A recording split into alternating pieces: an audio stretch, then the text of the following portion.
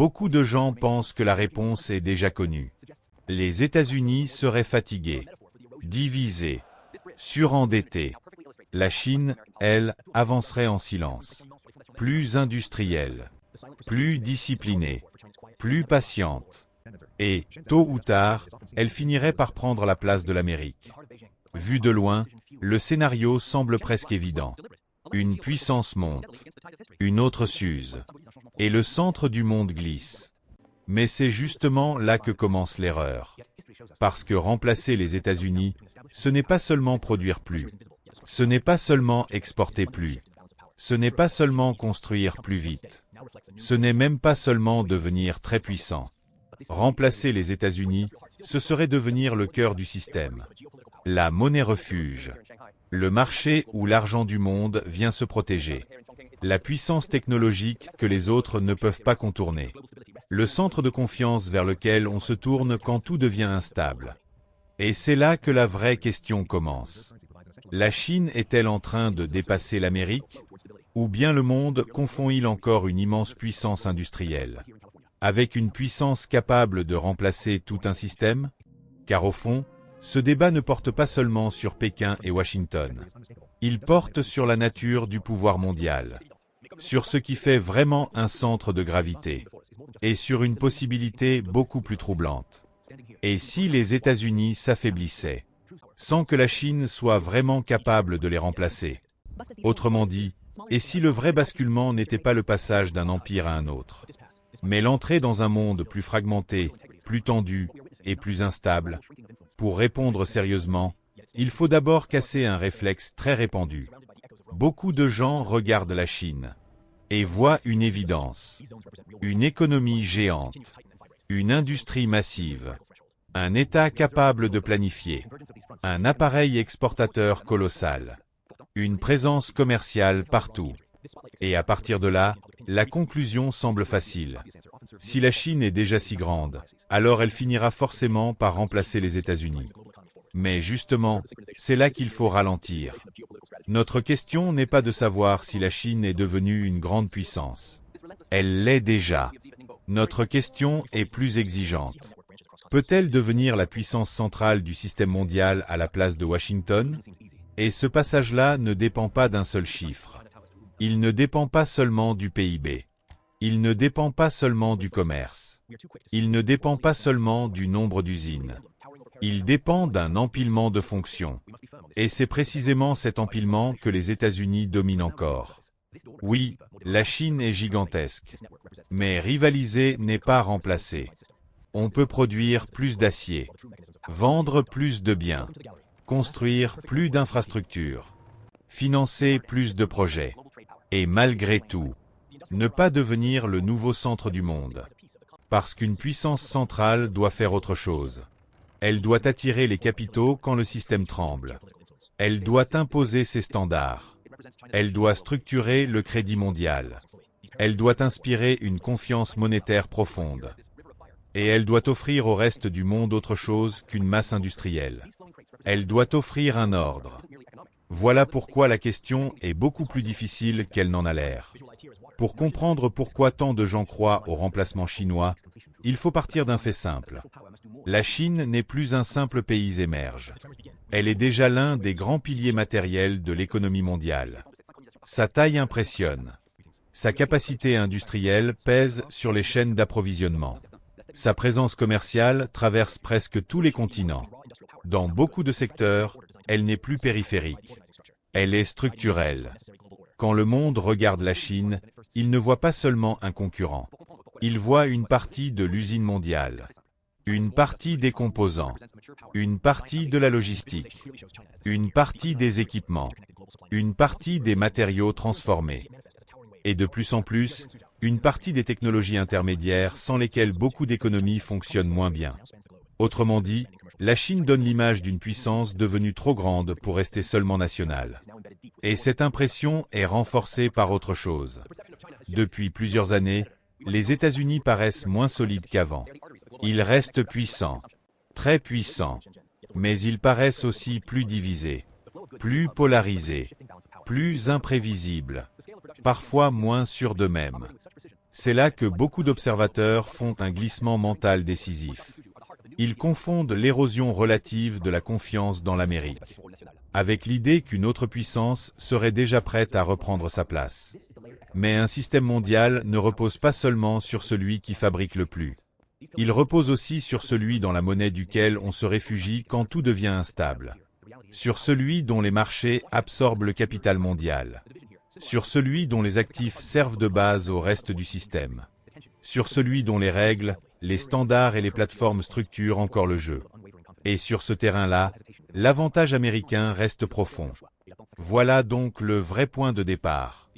La Chine est déjà trop puissante pour être un simple challenger secondaire. Mais l'Amérique reste trop centrale pour être facilement remplaçable. Nous ne sommes pas dans un monde où Pékin aurait déjà succédé à Washington. Nous sommes dans un monde plus ambigu. Un monde où la Chine peut contester, déplacer, gêner, concurrencer, parfois dominer certains segments, sans pour autant réunir encore tout ce qu'il faut pour devenir le centre unique du système. Et c'est ici qu'il faut aller plus loin. Ce qui se passe aujourd'hui n'est pas un simple passage de relais. Ce n'est pas une transmission propre. Ce n'est pas une montée tranquille de la Chine pendant que l'Amérique s'efface. La réalité est plus dure. Ce qui se joue, c'est la fragmentation du système mondial. La Chine devient assez puissante pour contester l'ordre existant. Mais elle n'est pas encore capable d'en assumer pleinement le centre. En face, les États-Unis restent au cœur du système. Mais ils utilisent de plus en plus cette centralité comme une arme. Restrictions technologiques, pression sur les chaînes d'approvisionnement, filtrage des investissements, contrôle des semi-conducteurs avancés, sanctions financières, politique industrielle offensive. Autrement dit, l'ordre américain ne disparaît pas. Il se durcit. Et c'est cela, le vrai tournant de notre époque. L'interdépendance n'est plus seulement vue comme une source d'efficacité. Elle est de plus en plus vue comme une vulnérabilité. Les entreprises ne raisonnent plus seulement en coûts. Les États non plus. Les marchés non plus. Désormais, on pense aussi en exposition, en dépendance, en résilience, en sécurité, parfois même en loyauté géopolitique. On le voit très clairement dans la relation entre les États-Unis et la Chine. Les deux économies restent profondément liées. Donc non, il n'y a pas de séparation totale. Mais cette relation est devenue plus politique, plus méfiante, plus stratégique. La rivalité s'intensifie, mais l'interdépendance n'a pas disparu. Et c'est cela qui rend la situation si instable. Les deux puissances se défient, à l'intérieur d'un système qu'elles partagent encore partiellement. Le même paradoxe apparaît dans la finance. Beaucoup annoncent régulièrement la fin du dollar. Mais à chaque période de stress, le monde revient encore massivement vers les actifs américains. C'est un point essentiel. Une puissance peut être contestée, tout en restant le refuge principal du système. Et c'est exactement ce qui rend le remplacement si difficile. Le mot juste n'est donc peut-être pas succession. Le mot juste, c'est bifurcation. La Chine construit des capacités parallèles, des circuits commerciaux alternatifs, une montée en gamme industrielle, une puissance technologique croissante, une internationalisation prudente du renminbi, des réseaux d'influence économique. Mais en face, le dollar reste dominant. La finance américaine reste profonde. Et les structures les plus critiques du financement mondial restent encore largement adossées au système américain. À ce stade, il faut regarder le cœur du problème. Pourquoi la Chine ne remplace-t-elle pas simplement les États-Unis? Parce que la puissance américaine repose sur trois axes qui se renforcent entre eux. Le premier axe, c'est la monnaie et la finance. Les États-Unis ne dominent pas seulement parce qu'ils sont riches.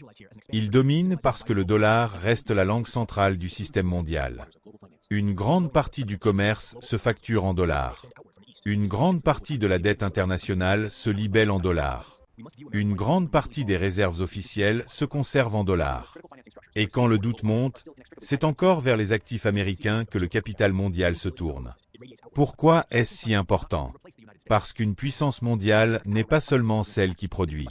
C'est aussi celle dans la monnaie de laquelle le reste du monde accepte encore d'épargner, de s'endetter, de se couvrir et de se protéger. Tant que ce réflexe reste massivement orienté vers les États-Unis, la Chine peut grandir, sans devenir pour autant le cœur financier du système.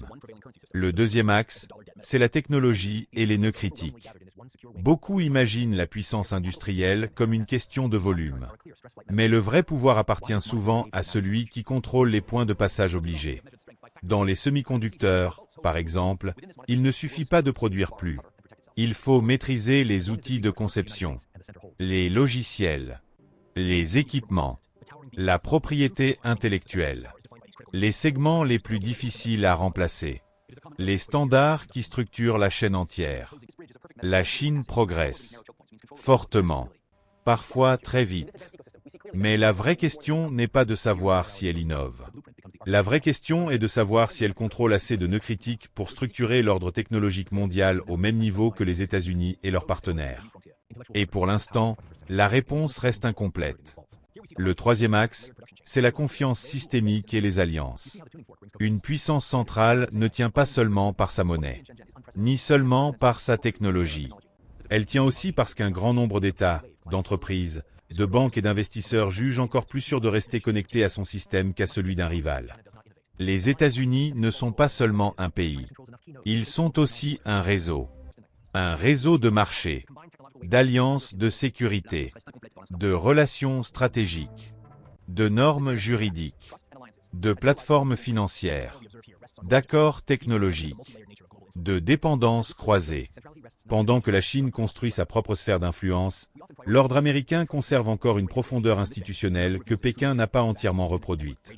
Et c'est ici que les trois axes se rejoignent. Le dollar n'est pas fort tout seul.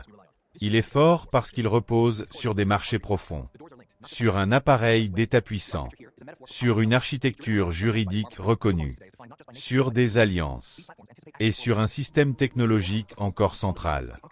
De la même manière, la technologie américaine n'est pas puissante toute seule. Elle l'est parce qu'elle s'insère dans un système financier, diplomatique et réglementaire capable d'en prolonger les effets. Et les alliances comptent d'autant plus qu'elles donnent à Washington la capacité non seulement de produire de la puissance, mais aussi d'organiser celle des autres. Voilà pourquoi la vraie question n'est pas simplement « La Chine est-elle assez grande ?» La vraie question est « Peut-elle réunir en même temps ces trois fonctions ?